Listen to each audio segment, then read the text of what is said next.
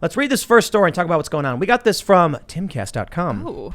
Australia sends mixed signals on who is permitted to enter the country, deports Katie Hopkins. They say despite permitting the arrival of celebrities, come on, Timcast, get a copy editor. The government has not brought home 40,000 Australians. Now, the article basically goes on to mention that there are many celebrities flying in, like, you've got what they say Nicole Kidman flew in. You have Lachlan Murdoch and Keith Urban were among the elite group who have been allowed to travel back to the country via private plane. They were also permitted to quarantine at their private homes. They go on to mention that, there we go, British commentator Katie Hopkins, who was also in Australia to film Big Brother, was deported for comments she made online about breaking the country's quarantine regulations. So we've seen a lot of this lockdown stuff going on. And now basically the story is Australia is prolonging its COVID-19 lockdown in Victoria amid the Delta outbreak. So this is the excuse by which they're saying everyone's got to quarantine again if you're flying into the country. And it kind of, I got to say, it is awfully convenient if you are a proponent of the Great Reset. Are you familiar with the Great Reset? Oh, absolutely. It's awfully fortuitous, I suppose, for those who are fans of the Great Reset and those who have advocated for it, that we can't travel to places anymore, that people are deported if they break quarantine. I get it. The country has laws. Australia's allowed to deport who they want, I suppose. But now they're prolonging this. Now there's fears of the Delta variant outbreak. And I'm just, I'm curious. You mentioned in the intro, we're talking about people fleeing these cities. Mm-hmm. What's your I guess your prediction on where we go? I've got some thoughts about the current month and the current year, but we were talking before the show rolled about, I think the world is changing in a really fundamental and big way, and the kind of thing that you don't see every year. I mean, sure, things change, one year and the next. But, I think that every 500 years or so, things really, really change. And we saw that, around 500 years ago with the invention of the printing press, which led to the rise of Protestantism and religious wars, and then eventually the Westphalian nation states coming up and replacing feudalism. And, I think the internet and the new modes of communication technology right now are, and this isn't a story from like last year or 2 years. It's, 30 years, 50 years. But the world is really changing fundamentally, and I think we're going to see changes at about the same scale. So I think that people are escaping the cities right now, and that's going to accelerate over the coming years. But that's just one component of a much bigger change in currency and lifestyles and economies and how, states and people are organized on the planet.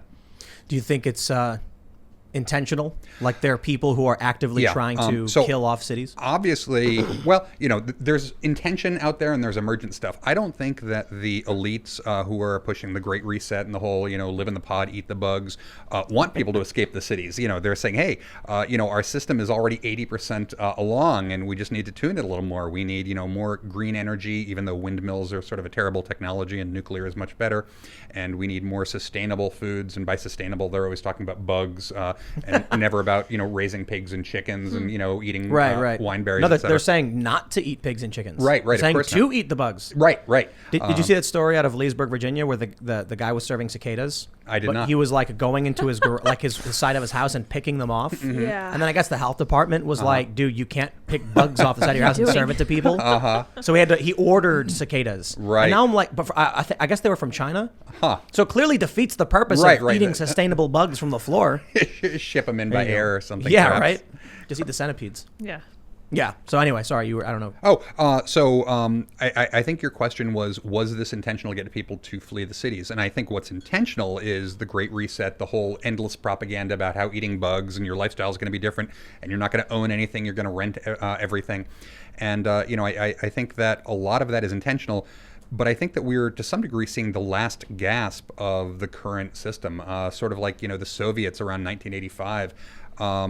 The current elites have run out of any energy. I mean, the Soviets motivated their people. It was a terrible system, but there was actual grassroots enthusiasm. When you bring rural electrification to people, they're going to like that, even if you're doing other terrible things. When you educate the sons of dirt farmers, they're going to like that. And so the Soviets had some innate momentum for decades, and then eventually they just played out everything they could do. And then, they're talking about the 18th five-year plan in, 1986 or something, and everyone knew it was a joke. And the Soviets in the system said, they pretend to pay us and we pretend to work. And I think that, the last bastion of centrally planned communism is, here in the West. What is that? I mean, I'm joking a little bit and making a reference to sort of Mencius Moldbug, Curtis Yarvin stuff. But no, but you mean to say like the current system we're under, everybody knows it's a joke, and I think exactly, and that's where I was going. You're right. Right.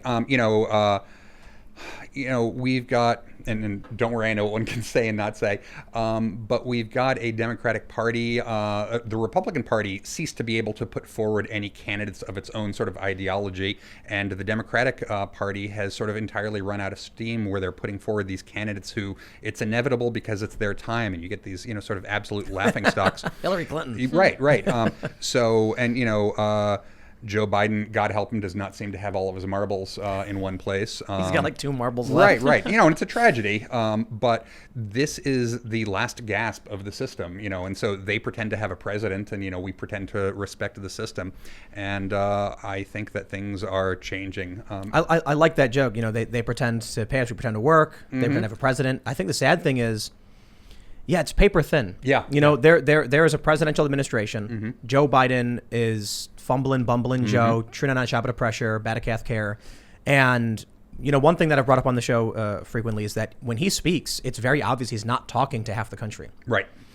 When he makes references to COVID, when he makes references to law, they've basically cut off in terms of there was a point where they were like, we want to try and make sure we're getting to the other side to win those votes. Now they're like, we don't even care. Yeah. We don't care about those votes. We saw in the 1900s, 20th century, the fall of like centrally planned economies very clearly. And now I think we're up against the centrally planned lawyering system. And I wonder how we can, I like how you said as opposed to decentralized, polycentric law, and how we would do that while maintaining a union. Right. How do you foresee that? I'm not sure we maintain a union. I mean, every system lives for as long as it lives. Back in college, I double majored. I was computer science, but also Roman history. Oh. And one of my professors, I think Barry Strauss, had a wonderful last lecture in the semester one year.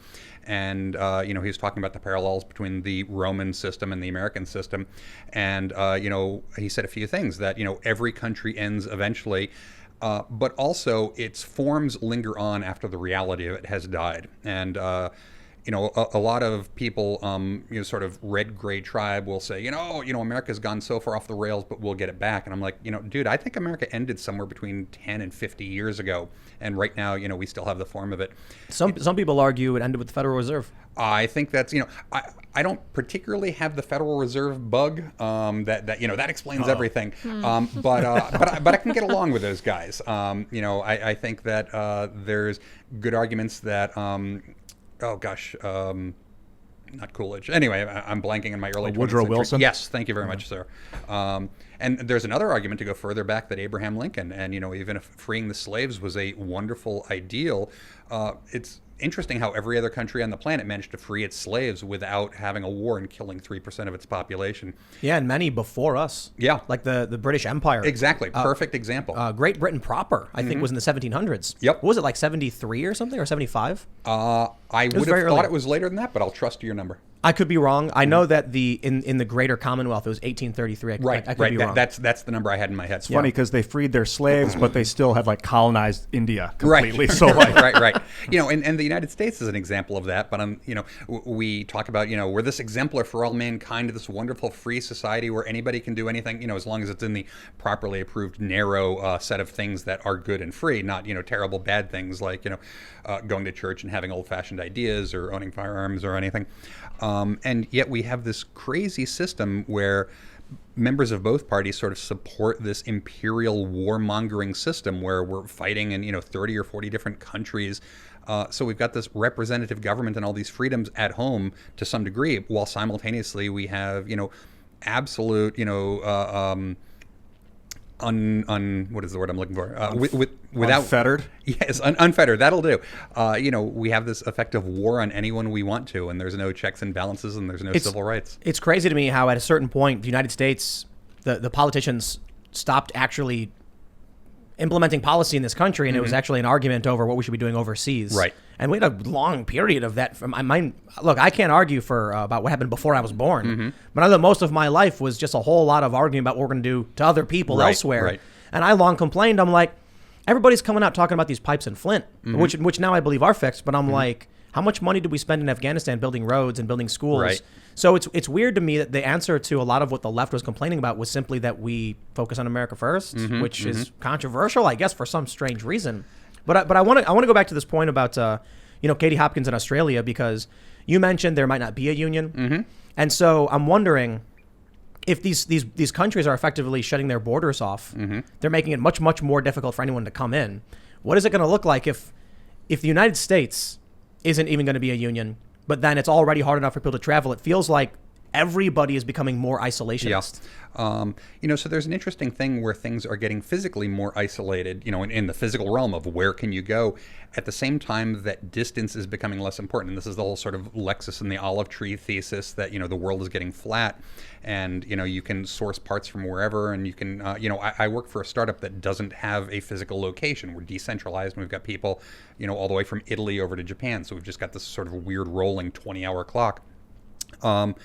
But, this gets to what I was saying earlier about, every 500 years or so, maybe there's a deep fundamental change in how society is structured. Now, getting to COVID, I think that this is a short-term problem. There's, we sequenced COVID-19 in very short order, and we came up with a immunization for it in, 48 hours. And the only thing that stood in the way was the old, nation states and the FDA and the CDC, doing things like taking 4-day weekends during the emergency, where you can count the number of people dying per day. But they're so entrenched in the sort of 1970s Soviet bureaucratic thing of, we've all got to get out to our dachas. This is, Soviet pioneer day. You can't expect us to work and save lives then. So I think that's proof that the system is absolutely exhausted and it's just ready for people to stop believing it. Thanks for checking out this clip from the Timcast IRL podcast.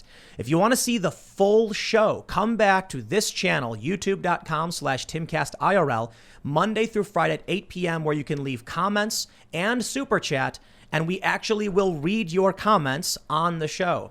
Don't forget to like, share, subscribe, and if you want exclusive members-only content, segments you can't get anywhere else, go to timcast.com, become a member, and we even have full bonus episodes.